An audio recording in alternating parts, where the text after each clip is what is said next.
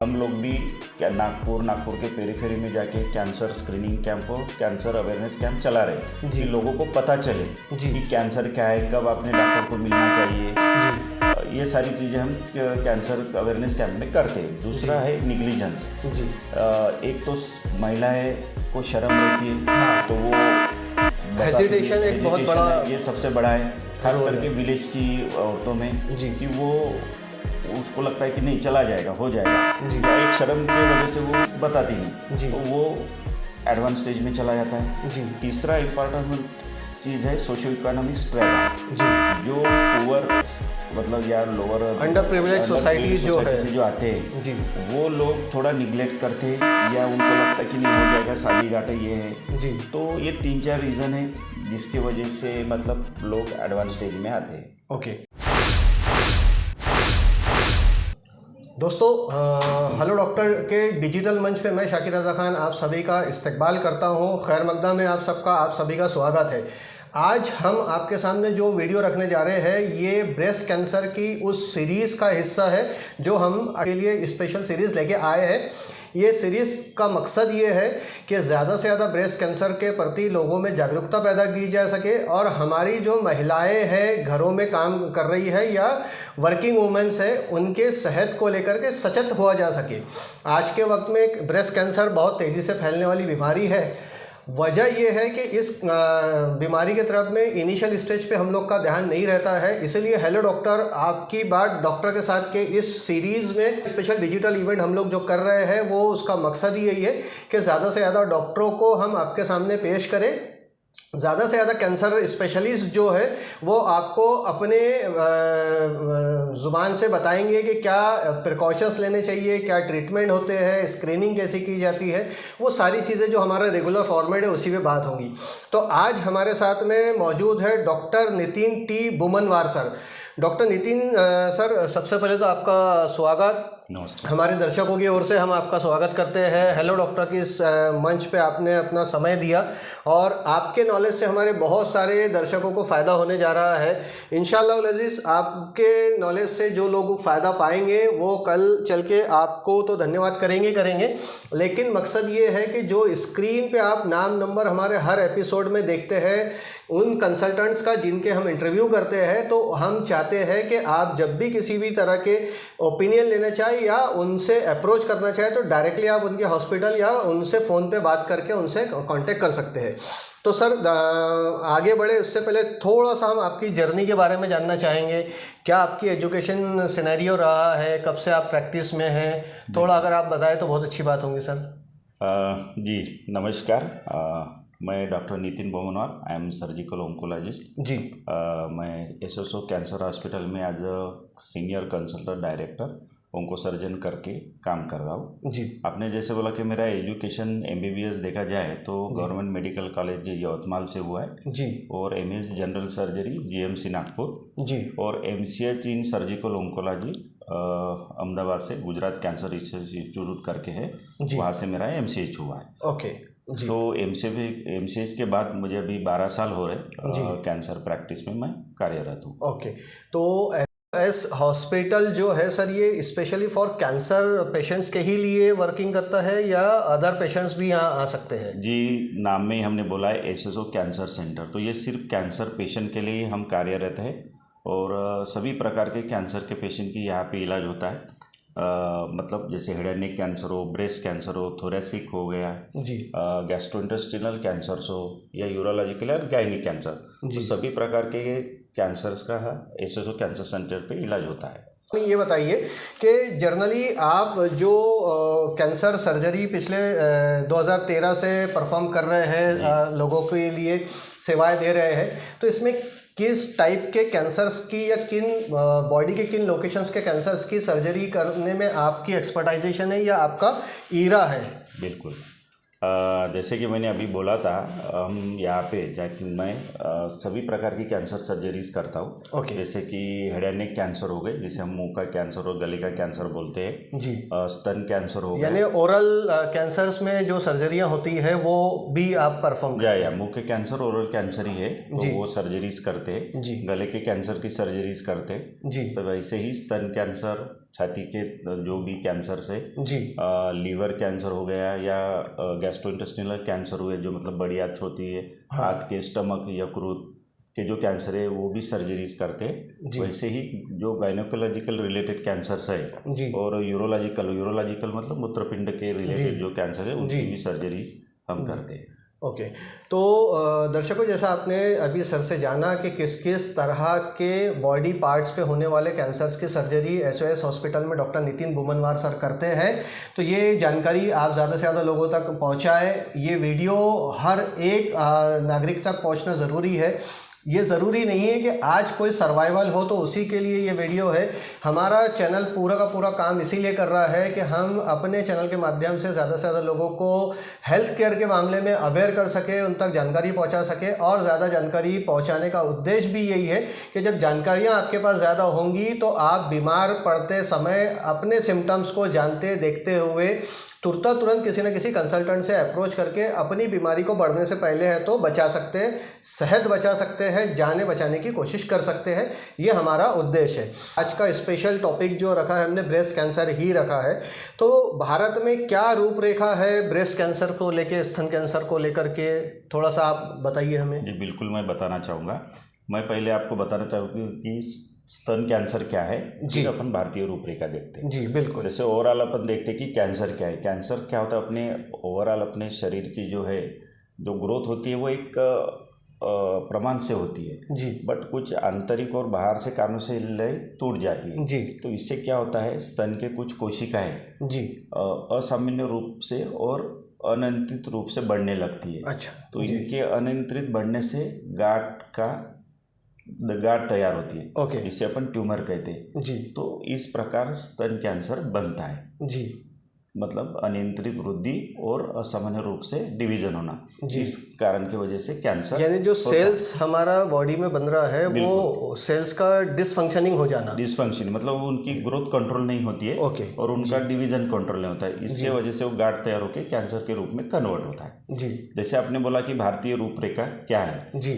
Overall देखा जाए तो स्तन कैंसर ये शहरों में सबसे अधिक पाया जाने वाला कैंसर है महिलाओं में। ओके। और गाँव में दूसरा सर्वाधिक कैंसर है महिलाओं में, क्योंकि गर्भाशय का मुंह का कैंसर विलेज में सबसे ज़्यादा पाया जाता है। ओके। और दूसरे नंबर पे आता है स्तन कैंसर। जी। लगभग हर साल 2 लाख के आसपास नए पेशेंट कैंसर के पाए जाते हैं, ब्रेस्ट कैंसर के। ओके। और लगभग 1 लाख के आसपास के पेशेंट्स की मृत्यु ब्रेस्ट कैंसर के वजह से होती है साल की। हाँ, भारत में। बिल्कुल, भारत में। और जो स्त्रियों में कैंसर होते हैं उसमें से 1/4 कैंसर मतलब 25% कैंसर ये ब्रेस्ट कैंसर होता है। ओके। हाँ। तो मतलब ओवरऑल स्त्रियों में पाए जाने वाले कैंसर की जितने पेशेंट्स आपके पास आते हैं या समाज में है या शहर में या देश में है, उसमें से 25% कैंसर जो है वो स्त्रियों में ब्रेस्ट का ही होता है। ब्रेस्ट कैंसर ही है। तो दोस्तों, इस पर जानकारियाँ बने रहिएगा, चैनल के साथ में जानकारी मिलती रहेंगी आपको। और तक लगातार हम लोग अलग अलग कैंसर स्पेशलिस्ट के साथ बात कर रहे हैं और आपके सामने अलग अलग कैंसर स्पेशलिस्ट का नॉलेज लेके आ रहे हैं, ताकि आप अपने घर की महिलाओं के बारे में, उनकी सेहत के बारे में आप है तो ज़्यादा से ज़्यादा कॉन्शियस हो जाए, सचेत हो जाए और निगलेक्ट ना करे ज़रा सा भी अगर कोई सिम्टम्स दिखाई देता है तो सर, ये जो स्तन कैंसर जैसा आपने बताया कि कोशिकाएं कम ज़्यादा होती है, डिसफंक्शनिंग होती है या ग्रोथ बढ़ जाता है, उसकी वजह से होता है, तो क्या ये एक पर्टिकुलर एज में होता है या हर एक एज में हो सकता है? जी, ये आपने अच्छा क्वेश्चन किया है। ज़्यादातर अपन पहले देखते थे कि स्तन कैंसर ये वयोवृद्ध लोगों में या जो बड़ी उम्र की लोगों में स्तन कैंसर होता था। जी। बट ये कुछ दशक से क्या हो रहा है कि 30-40 ईयर्स के बीच में भी स्त्रियों में मतलब यंग फीमेल्स में भी कैंसर का मिल रहे, मतलब ब्रेस्ट कैंसर के पेशेंट मिल रहे हैं स्तन कैंसर के। जी। पहले ऐसा नहीं होता था। अबव 50 या 60 ईयर्स के आसपास ब्रेस्ट कैंसर का निदान होता था, मतलब एज वाइज पकड़ा जाए तो। अभी उम्र के साथ भी ये हो रहा है, यंग फीमेल्स में भी ब्रेस्ट कैंसर के पेशेंट मिल रहे हैं। अब इसका रीज़न ये भी हो सकता है कि मेट्रो सिटीज़ में जो अल्कोहल कंजम्पशन, धूम्रपान वगैरह हो रहा है, वो अपन रीजन में देखेंगे जी। ओवरऑल ये मतलब होए यंग पेशेंट में भी अभी ब्रेस्ट कैंसर मिल रहा है जी। और लगभग 50% से अधिक पेशेंट जो है एडवांस स्टेज में आते हैं, स्टेज 3 और स्टेज 4 में आते हैं अपने इंडिया में जी। तो ये सभी कारण है, मतलब जो अपन ने भारतीय रूपरेखा देखी है जी, तो इस हिसाब से है। तो जैसा आपने बताया कि स्टेज 3 और स्टेज 4 के बाद ही कैंसर पेशेंट अक्सर व बेशतर जो है वो सामने आता है, तो क्या ये नॉलेज की कमी है, निग्लिजेंस की वजह से होता है, या वो प्रॉपर कंसल्टेंट या प्रॉपर डॉक्टर या प्रॉपर फैटर्निटी तक पहुंच नहीं पाता है पेशेंट? अपन सभी कारण बोलेंगे। सबसे इम्पोर्टेंट है लोगों में अवेयरनेस नहीं, जन जागृति नहीं है कैंसर के बारे में लोगों में। अपनी भारतीय सरकार जो है वो उसके लिए बहुत सारे नेशनल प्रोग्राम चला रही है कि लोगों में कैंसर के प्रति अवेयरनेस निर्माण हो। हम लोग भी नागपुर के पेरीफेरी में जाके कैंसर स्क्रीनिंग कैंप और कैंसर अवेयरनेस कैंप चला रहे कि लोगों को पता चले कि कैंसर क्या है, कब आपने डॉक्टर को मिलना चाहिए जी। ये सारी चीज़ें हम कैंसर अवेयरनेस कैंप में करते हैं। दूसरा है निग्लिजेंस जी। एक तो महिलाएं को शर्म रहती है, हाँ, तो वो हेजिटेशन एक बहुत बड़ा, ये सबसे बड़ा है, खास करके विलेज की औरतों में जी। कि वो उसको लगता है कि नहीं चला जाएगा, हो जाएगा, या एक शर्म के वजह से वो बताती नहीं, तो वो एडवांस स्टेज में चला जाता है जी। तीसरा इम्पोर्टेंट चीज़ है सोशियो इकोनॉमिक स्ट्रेटा जी, जो पुअर मतलब या लोअर अंडर प्रिविलेज सोसाइटी जो है से जो आते हैं जी, वो लोग थोड़ा निगलेक्ट करते हैं या उनको लगता है कि नहीं हो जाएगा, शादी घाटे ये है जी। तो ये 3-4 रीज़न है जिसके वजह से मतलब लोग एडवांस स्टेज में आते हैं। ओके सर, ये क्या ऐसा होता है कि ये सिर्फ मैरिड को ही हो या जो सेक्सुअल पार्टनर जिनके नहीं है उनको भी हो सकता है, या सभी को हो सकता है ये? नहीं, ये सभी को हो सकता है, बट आपने ऐसा जैसे कोई मैं बताता हूँ सिनेरियो, आपने जैसे कारण बोला ना मैरिड या अनमैरिड जी, तो जिनको बच्चे नहीं होते हैं जी, नली पैरस बोलते हैं हमारे लैंग्वेज में, जिनको बच्चे नहीं होते, नली पैरस, हाँ जी, तो उनमें ब्रेस्ट कैंसर होने की शक्यता रहती है, या जो लेट प्रेगनेंसी या लेट मैरिज हुई तो लेट प्रेगनेंसी होगी। बिल्कुल सही बात है, तो ये रीज़न है। तो अभी आपने रीजंस बोला तो मैं एक आपको क्या रीजंस रहते हैं वो कैंसर जरूरी है हमारी ऑडियंस का जानना, मैं आपको बताना चाहूँगा। ब्रेस्ट कैंसर में कैसे 2 प्रकार के अपन ये डिवाइड करेंगे जी, रीजंस क्या है कि रिस्क फैक्टर्स क्या है। एक तो कुछ रिस्क फैक्टर्स वो प्रिवेंट कर सकते हैं अपन, और कुछ रिस्क फैक्टर्स वो प्रिवेंट नहीं कर सकते। ओके, तो प्रिवेंट करने वाले रिस्क फैक्टर्स कौन से जी, जैसे कि शारीरिक रूप से मतलब पर्याप्त मात्रा में शारीरिक रूप से सक्रिय न रहना, हाँ, मोटापा जी, इसे अपन प्रिवेंट कर सकते, मतलब स्वस्थ वजन रख के वगैरह, तो प्रिवेंशन देखेंगे तो ये जो 2-3 चीज़ें हैं जिसे अपन प्रिवेंट कर सकते हैं जी, बराबर है। मतलब ये है कि जो हमारा सवाल था कि ये किसी भी महिला को हो सकता है क्या, जो मैरिड है या जो अनमैरिड है या जो सेक्सुअल पार्टनर्स जिसके नहीं है उसको भी हो सकता है, और जिनके सेक्सुअल पार्टनर्स हैं उनको भी हो सकता है। जैसा आपने बताया कि इसमें उन महिलाओं को ज़्यादा मात्रा में पाया जाता है जिनकी लेट मैरिज होती है या उनकी प्रेगनेंसी लेट हुई है या बच्चे नहीं होते या बच्चे नहीं होते हैं। बिल्कुल बिल्कुल, ठीक है। तो सर इसमें आप सेंटेंस कम, हाँ, तो मैं जो कारण बता रहा था कि कुछ प्रिवेंट कर सकते हैं, जैसे धूम्रपान जी, धूम्रपान करना ये भी अपन प्रिवेंट कर सकते हैं, धूम्रपान से होता है, शराब पीने से होता है जी, और जो हार्मोन थेरेपी लेते हैं जी, क्या होता है मेनोपॉज में जो सिम्टम्स आते हैं उनको प्रिवेंट के लिए कुछ फीमेल्स हार्मोन थेरेपी लेती है जी, तो वो हार्मोन रिप्लेसमेंट थेरेपी से भी ब्रेस्ट कैंसर के चांसेस बढ़ते हैं। तो ये चीज़ों को अपन प्रिवेंट कर सकते हैं। दूसरे रहते अनप्रिवेंटेबल, जैसे मतलब महिला होना, ये सबसे बड़ा कारण है, क्योंकि पुरुषों में 1% पुरुषों में कैंसर होता है, ज़्यादातर महिला में ही होता है। तो महिला होना ये यानी स्टैटिक्स ये बता रही है कि कैंसर जो है वो पुरुषों में कम होता है, महिलाओं में ज़्यादा होता है। हाँ, पुरुषों में नहीं के बराबरी बोलेंगे, 1% बोले तो। अब ब्रेस्ट कैंसर अपन को ज़्यादातर फीमेल ही मिलती है। Breast cancer specially breast cancer बात कर रहे हैं। और दूसरी बात, जैसे एज बढ़ती है जी, बराबर, एज बढ़ना, पारिवारिक इतिहास है, जैसे आपकी फैमिली में अगर ब्रेस्ट कैंसर की हिस्ट्री है तो बच्चों में या उनके वो जो हेरिडिटी या हाँ, जेनेटिकल ऑर्डर की वजह से जेनेटिकली वो उनके फैमिली में रन हो सकता है। जी। तीसरा है जो अपने मतलब मासिक से रिलेटेड है, जैसे किसी को अर्ली मेनार्ची बोलते हैं हम, जैसे जिनको कम उम्र में मासिक शुरू होती है, मतलब 12 के पहले या 13 के पहले पीरियड जिसे माहवारी जिसे कहा हाँ जाता है। माहवारी जिसे बोलते जी, हैं, जी, वो अगर कम उम्र में शुरू होती है जी या माहवारी ज़्यादा साल तक चलती है, मतलब मेनोपाज जो बोलते हैं, हाँ अगर ज़्यादा साल तक चल रही है ओके तो ये भी एक कारण है। जी तीसरा जो जैसे अपन ने अभी डिस्कस किया कि जी प्रेगनेंसी लेट होना, हाँ बच्चे न रखना, जी या जो औरतें बच्चों को स्तनपान नहीं कराती, जी उनमें भी ब्रेस्ट कैंसर के चांसेस ज़्यादा रहते हैं। ज़्यादा रहते हैं बिल्कुल। जी और जैसे रेडिएशन एक्सपोजर, हाँ और कुछ महिलाओं के स्तन का जो ऊतक रहता है वो घने रहते हैं, जी तो जिनके घने स्तन ऊतक रहते हैं उनमें भी ब्रेस्ट कैंसर की शक्यता बढ़ती है। जी रेडिएशन एक्सपोजर से भी होती है। रेडिएशन एक्सपोजर मतलब जैसे कई अनुभव स्फोट या कुछ भी जो भी रेडिएशन एक्सपोजर होता है, हाँ या मल्टीपल टाइम्स सीटी स्कैन, ये इसको भी रेडिएशन एक्सपोजर में भी पढ़ेंगे। ये बहुत कम इसमें होता है, जी बट रेडिएशन एक्सपोजर से भी ब्रेस्ट कैंसर, स्तन कैंसर होने की शक्यता रहती है। शक्यता रहती है। अच्छा सर, अब ये तो हुई कि मतलब ब्रेस्ट कैंसर क्या है, उसके कारण क्या है, इसके सिम्टम्स कैसे आइडेंटिफाई किए जाए, सिम्टम्स कैसे देखे जाए?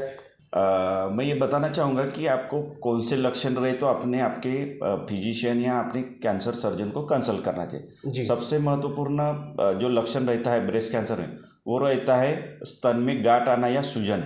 ओके वैसे ही तो अपने निपल स्तन के आकार में बदल होना। जी जैसे दोनों अगर ब्रेस्ट कंपेयर करते हैं जी तो स्तन के आकार में बदल रहता है, मतलब साइज आकार साइज कम ज़्यादा होना, साइज कम ज़्यादा होता है, एक ज़्यादा होना, ऐसा बिल्कुल, कहा जा रहा है। बिल्कुल। जी वैसे ही निपल के आकार में बदल होता है, या निपल से डिस्चार्ज मतलब कुछ रक्तस्राव होता है, या निपल उल्टा हो जाता है, और या रक्तस्राव मतलब ब्लड जो निकलेगा बिल्कुल ऐसे ही निकल जाएगा हाँ नॉर्मल। थोड़ा ब्लडी डिस्चार्ज रहता है ओके निपल से, तो वो भी एक कैंसर का मतलब सस्पिशियस रहता है। जी या निपल का उल्टा होना, ओके।